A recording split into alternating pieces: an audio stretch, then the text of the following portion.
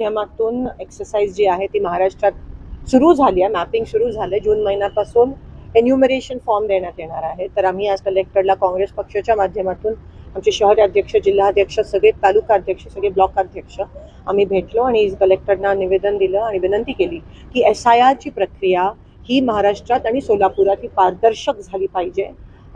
BLOज जे आहेत त्यांनी कोणत्याही दबावाखाली जो गव्हर्नमेंट जो ऑफिसर नेमणार आहे, जो घरोघरी जाणार आहे, कोणत्याही सत्ताधारी पक्षाकडून कोणत्याही दबावाखाली न येता त्यांनी पारदर्शकपणे ही कामं हे SIR घरोघरी जाऊन केलं पाहिजे.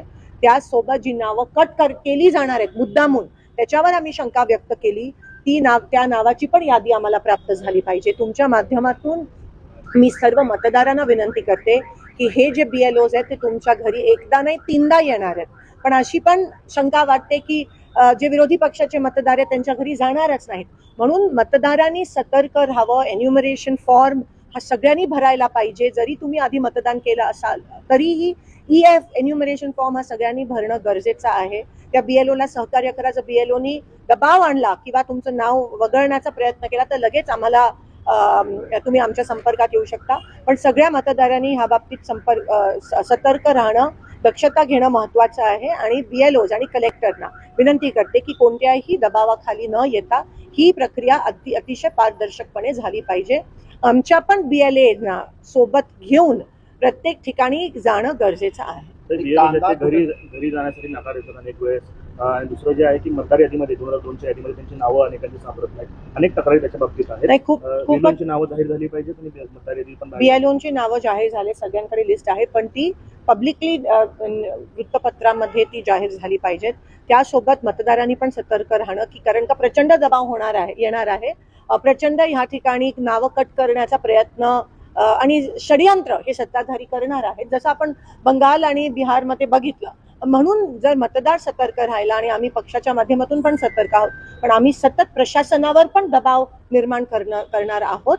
आम्ही प्रशासनाच्या सोबत आहोत. जर सत्ताधारींनी त्यांच्यावर दबाव आणला तर आम्ही तुमच्या सोबत आहोत की तुम्ही विसरू नये, असं एक आश्वासन कलेक्टरना ह्या ठिकाणी आम्ही देतो. कांद्याचे भाव जे आहेत ते कुठेतरी घसरतात. कांद्याचे भाव घसरतात, पेट्रोलचे भाव वाढतात, डिझेल आता पेट्रोल पंपवर बंद करण्यात आलं आहे असं मला आज बरेच शेतकऱ्यांचे फोन आले. काही ठिकाणी त्या ठिकाणी फक्त 500 रुपये 2000 रुपयाचं डिझेल भरण्याची परवानगी देत आहेत.